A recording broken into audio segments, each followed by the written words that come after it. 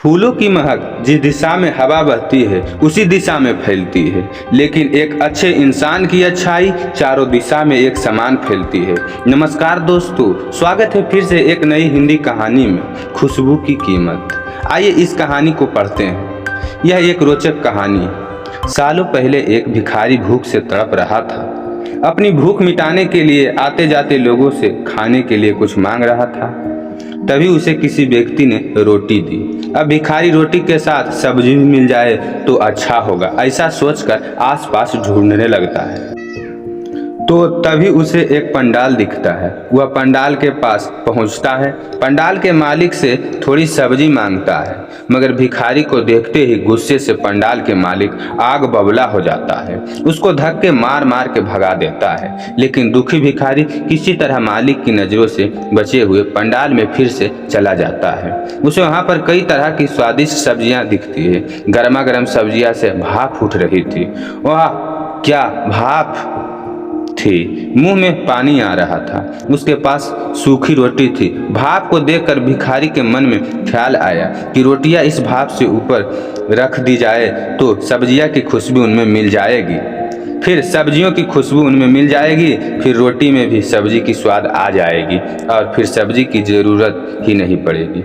यह सब सोचते हुए भिखारी रोटी के ऊपर सब्जी डालने के बजाय उन्हें सब्जी को निकालने वाली भाप के ऊपर रख देता है। तभी वहाँ पर अचानक पंडाल का मालिक आ जाता है और भिखारी की सब्जी चोरी करने के इंजाम में पकड़ लेता है। भिखारी उसे बहुत बार बोलता है, मैंने चोरी नहीं की, मैंने सब्जी के हाथ भी नहीं लगाया, मैं सिर्फ सब्जी की खुशबू ले रहा था। पर पंडाल के मालिक ने उसकी एक भी बात नहीं सुनी। मालिक भिखारी को ढकेलते हुए बोलता है, अगर तुमने खुशबू ही ली है तो तुम्हें वह खुशबू की भी कीमत चुकानी पड़ेगी। डरे हुए आवाज में भिखारी उस मालिक को कहता है, मेरे मालिक, मेरे पास कुछ भी नहीं है जिससे मैं खुशबू की कीमत चुका सकूं। तब पंडाल का मालिक उसे पकड़कर राजा के दरबार में लेकर जाता है। राजा पंडाल के मालिक और भिखारी की बातों में गौर से सुनता है। दोनों की बातों सुनते के बाद राजा कुछ देर सोचकर पंडाल के मालिक से कहता है कि तुम्हें अपने सब्जी की खुशबू की बदले में पैसे चाहिए? पंडाल का मालिक कहता है, जी हाँ हुजूर, जरूर चाहिए। फिर राजा पंडाल के मालिक से कहता है, ठीक है, तुम्हारे सब्जियों की खुशबू की कीमत मैं स्वयं दूंगा। यह सुनते ही पंडाल के मालिक बहुत खुश हो जाता है। अब फिर राजा उसे बताते हैं, देखो, मैं तुम्हारी सब्जी की खुशबू की कीमत सिक्कों की खनक से अदा करूंगी। इतने कहते ही राजा अपने कुछ सिक्कों को निकालते हैं और दोनों हाथों में लेकर खनखनाने लगते हैं और फिर उस सिक्कों को दोबारा अपने जेब में डाल देते हैं। यह सब देखकर पंडाल के मालिक बड़ा हैरान हो जाता है। उसे बहुत जोर से गुस्सा भी आ जाता है और वह बोलता है, यह क्या हो रहा है? राजा उसे जवाब देते हुए, तुम्हारी सब्जी की खुशबू उस भिखारी ने ली थी, इसी वजह से मैंने तुम्हें सिक्कों की खनक सुना दी। अगर इस भिखारी ने सब्जी ली होती तो मैं तुम्हें सिक्के जरूर देता, पर उसने खुशबू ली है, इसलिए मैंने तुम्हें खनखनाहट दी।